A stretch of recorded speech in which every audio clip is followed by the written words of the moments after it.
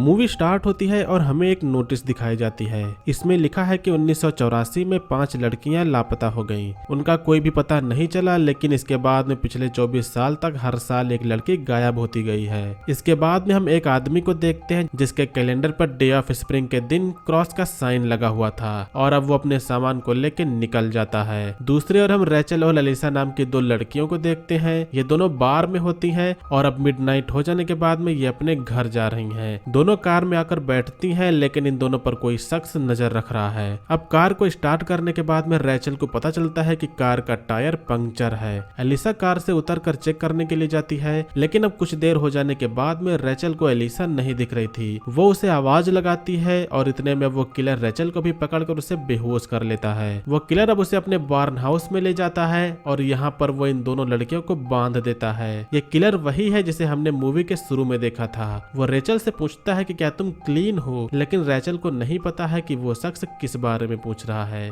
और अब वो यहाँ से जाके एक हथियार को अपने साथ में लाता है। इस हथियार से वो एलिसा के हाथ को काट कर उसमें से ब्लड निकालता है और अब वो इस ब्लड को एक बाउल में लेकर एक ऐसी जगह पर ले जाता है जहाँ पर अंडरग्राउंड बेसमेंट बना हुआ था। इसके अंदर इसी दौरान हम किसी खतरनाक दरिंदे को देखते हैं। अब इधर अगले सीन में हम 2 बंदों को देखते हैं। ये दोनों बेन और पॉल हैं और ये दोनों मिलकर किडनैपिंग को अंजाम देने वाले हैं। बेन के साथ में उसकी गर्लफ्रेंड एमी भी इसमें इन्वॉल्व है। बेन ऐसा इसलिए कर रहा है क्योंकि उस पर $3 लाख का कर्ज है। इस वजह से वो पॉल के साथ में किडनैपिंग में उसका साथ दे रहा है। इसी के साथ में बेन ने अपने भाई टॉमी को भी इसमें का हिस्सा बनाया है क्योंकि वो आगे चल के काम आने वाला है। अब ये तीनों मिलकर बेन के ऑफिस के बॉस के घर जाते हैं। वो एक बेहद ही अमीर शख्स है और उसकी सारी इंफॉर्मेशन बेन को पता होती है। इस तरफ बेन का बॉस यानी कि रायन, उसके साथ में उसकी वाइफ और बेटी और एक बेबी सिटर होती है। केली जब ऊपर वाले रूम में जाती है तभी इसी दौरान बेन आकर उसे पकड़ लेता है। केली के नीचे न आने पर बेबी सिटर जेसिका भी उसके पीछे देखने के लिए जाती है और अब पॉल उसे भी पकड़ लेता है। पॉल जेसिका पर गन पॉइंट करके नीचे रायन के पास में आता है और वो यहाँ पर कहता है कि तुम्हारी बेटी मेरे कब्जे में है, हमें $2 मिलियन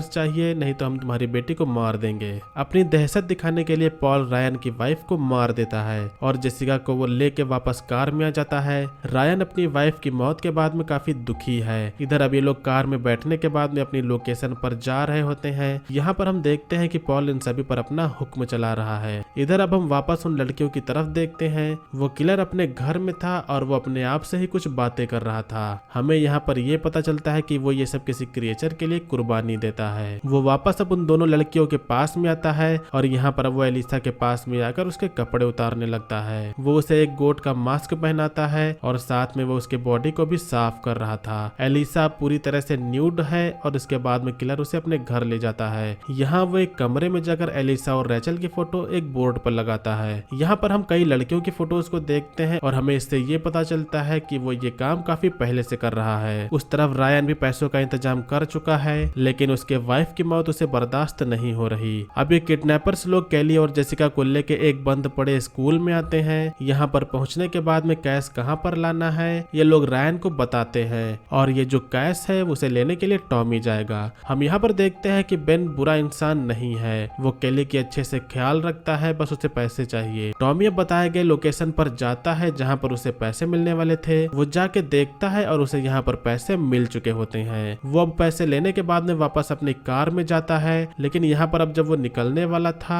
तो कार में उसके रायन बैठा हुआ था।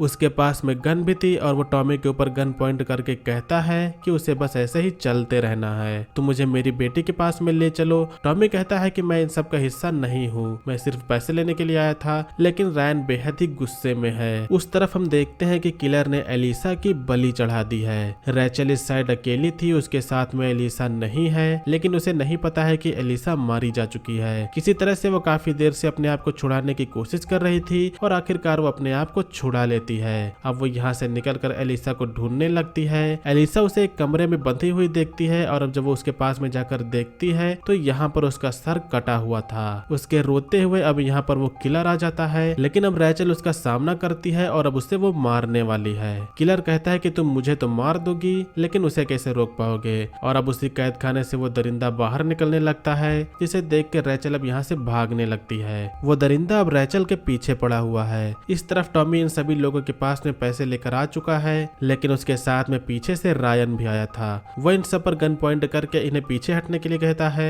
वो पॉल से पूछता है कि उसकी बेटी कहाँ पर है। पॉल अब अपनी गन निकालने वाला था, जिससे रायन उसके हाथ पर अब शूट कर देता है। रायन अब जेसिका को जल्दी से आजाद करता है और इसके बाद में वो उसे एक गन देता है। अब वो केली को लेने जाने वाला था, लेकिन इतने में ही जेसिका रायन पर ही शूट कर उसे मार देती है। एक्चुअली जेसिका जो है वो पॉल के साथ में पहले से ही मिली हुई थी। ये उसकी प्लानिंग थी कि वो उसके घर की बेबी सिटर बने ताकि इस काम को वो अंजाम दे सके, लेकिन इस बारे में बेन और एमी को पहले से पता नहीं था। रायन के मर जाने के बाद में पॉल कहता है कि अब हम ये दोनों सारा कैश ले जा रहे हैं, तुम लोगों को कुछ भी नहीं मिलेगा क्योंकि तुमने ये सब गड़बड़ कर दी। अब इतने में यहाँ पर रैचल भागते हुए आती है। रैचल इनसे मदद मांगते हुए कहती है कि उसके पीछे कोई मारने के लिए पड़ा हुआ है। इतने में यहाँ पर वो दरिंदा आ जाता है और वो एक झटके में जेसिका को मार देता है। उसके मर जाने के बाद में ये सभी अब यहाँ से भागने लगते हैं। उधर कैली भी अपने आप को छुड़ा के चुपके से भाग गई होती है। दूसरी ओर भागते हुए पॉल रैचल को पकड़ लेता है और वो बेन और एमी को पीछे रहने को कहता है। कुछ समय के बाद में पॉल फिर से पैसे लेने के लिए जा रहा था, लेकिन वो दरिंदा अब भी वहीं पर ही होता है और अब वो बुरी तरह से पॉल को पकड़कर उसे मार देता है। रैचल अब फिर से उस दरिंदे से यहाँ से भागने लगती है। दरिंदा भी उसे मारने के लिए ढूंढ रहा था, लेकिन इतने में बेन पॉल को आवाज लगाता है, जिससे ये जो दरिंदा था अब बेन की ओर चला जाता है। बेन के सामने आने पर वो उस पर शूट करता है, लेकिन गन में बुलेट्स ही नहीं थी, जिससे अब ये दोनों भी भागने लगते हैं। वो अब स्कूल से निकलकर यहाँ से जंगल की ओर भाग जाते हैं। कुछ दूर जाने के बाद में उन्हें पास ही में एक घर दिखता है। ये घर उसी किलर का है, लेकिन इन दोनों को इसके बारे में कुछ भी नहीं पता। ये दोनों उस घर के पास में हेल्प मांगने के लिए वहाँ पर जाते हैं। ये दोनों यहाँ पर देखते हैं कि घर में कोई भी नहीं है। पास ही में उन्हें घर में फोन रखा हुआ मिल जाता है। ये पुलिस को कॉल करने वाले थे, लेकिन फोन काम नहीं कर रहा था। अब ये उसी सीक्रेट रूम में जाते हैं और इन्हें अभी तक की सभी मिसिंग लड़कियों की फोटो मिलती है। यहाँ पर रैचल की भी फोटो थी और ये समझ जाते हैं कि यहाँ कुछ गड़बड़ है, लेकिन इतने में पीछे से किलर आके बेन को पकड़ लेता है। किलर अब उन दोनों को बांध देता है, जैसा उसने पहले एलिसा के साथ में किया था वो अब उसके साथ में करने जा रहा है। वो किलर अब एमी को लेके यहाँ से जाता है और अब जब वो बेन को मारने के लिए वापस आया था तो इसी बीच में रैचल आ जाती है। वो किलर पर हमला करके बेन को छुड़ाती है। अब बेन आजाद हो चुका है। बेन को नहीं पता है कि एमी कहाँ पर है और वो उसे बचाए बगैर यहाँ से नहीं जा सकता। वो अब उसी तहखाने में जाता है जहाँ पर वो पहले दरिंदा था। अब इसके अंदर आने पर वो देखते हैं कि यहाँ पर काफी अजीब चीजें हैं। यहाँ पर कई इंसानों को दीवारों में चुनवाया गया होता है। इसे देख के ये दोनों अब जल्दी से यहाँ से निकलते हैं। अब जब ये यहाँ से निकलते हैं तो उन्हें खेत में एमी बंधी हुई मिलती है। बेन एमी को अब जल्दी से नीचे उतारता है, लेकिन इसी दौरान अब यहाँ पर वो दरिंदा आके एमी को मार देता है। बेन अब उससे फाइट करने लगता है और इस दौरान वो रैचल को यहाँ से भागने के लिए कहता है। रैचल आके जाके एक हथियार के साथ में उसका वेट कर रही थी और अब वो बाहर आकर उस पर हमला करती है, लेकिन उसने गलती से बेन पर ही हमला कर दिया था। बेन भी अब यहाँ पर मारा जाता है, जिसके बाद में रैचल अब जल्दी से भागते हुए एक कार के पास में जाती है। कार में बैठते ही अब उसके पास में वो दरिंदा आता है। रैचल अब कार को जल्दी से भगा के पास के एक गैस स्टेशन पर जाती है, लेकिन यहाँ पर स्टोर में जो लड़की थी वो रैचल की हेल्प नहीं करती और अब वो दरिंदा फिर से यहाँ पर आकर रैचल पर हमला करने लगता है। रैचल अब कार में पड़े चाकू को उठाती है और अब वो दरिंदा जब रैचल को बाहर खींचने वाला था तो रैचल अब उसके गले पर चाकू से हमला करके उसे बुरी तरह से घायल कर देती है। उस दरिंदे का बेहद ही ज्यादा खून बहने लगता है और इसके बाद में रैचल अब यहाँ से भाग जाती है। तो इसी के साथ में रैचल किसी तरह से सरवाइव कर लेती है और यहाँ पर इस मूवी का एंड होता है। तो ये थी 2011 की एक हॉरर थ्रिलर मूवी का एक्सप्लेनेशन। मूवी का नेम है राइट्स ऑफ स्प्रिंग। उम्मीद करता हूँ आप लोग ने मूवी के एक्सप्लेनेशन को एंजॉय किया होगा। मूवी का एक्सप्लेनेशन आपको पसंद है तो वीडियो को लाइक करिएगा। चैनल पर अगर आप लोग नए हो तो सब्सक्राइब करिएगा। आज की वीडियो के लिए बस इतना ही, मिलेंगे अगली वीडियो में। तब तक के लिए बाय।